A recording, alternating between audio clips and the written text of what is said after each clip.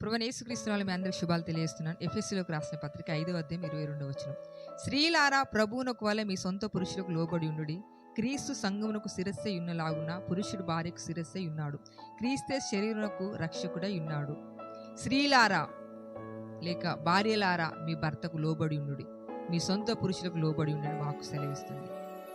భార్యలు ప్రతి ఒక్క భార్య కూడా నీ యొక్క భర్తకు లోబడాలని వాక్కు సెలవిస్తుంది.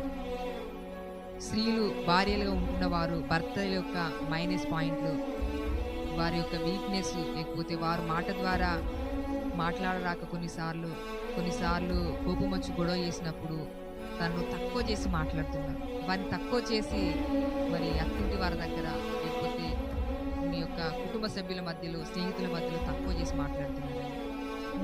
నీ యొక్క భర్త నీలో తగ్గిపోతే నీ విలువ తగ్గినట్లే. తను నీకు శిరస్సై ఉన్నాడు.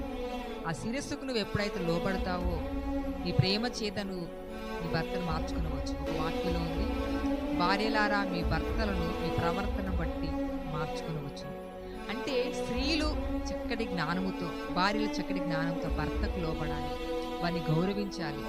వాళ్ళ చిన్న చిన్న పొరపాట్లు ఉన్నప్పుడు వేలెత్తి చూపకుండా వారిని ప్రార్థనపూర్వకంగా మీ ప్రేమ చేత చక్కటి ప్రవర్తన బట్టి, నీ యొక్క మాటలు బట్టి నీ యొక్క భర్తను మార్చుకోవచ్చు.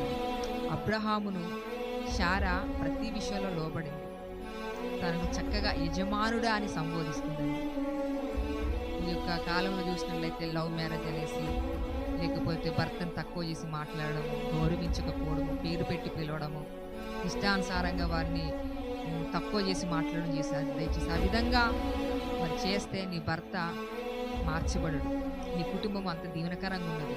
నీ యొక్క జంట, నీ యొక్క భార్య భర్తల బంధము, లేకపోతే నీ యొక్క చక్కటి క్రైస్తవ కుటుంబము అనేకులకు మాదిరికరంగా ఉండాలి. భార్య తప్పకుండా భర్తకు లోపడాలి. భార్యలను తప్పకుండా భర్త ప్రేమించాలి, సంరక్షించాలి.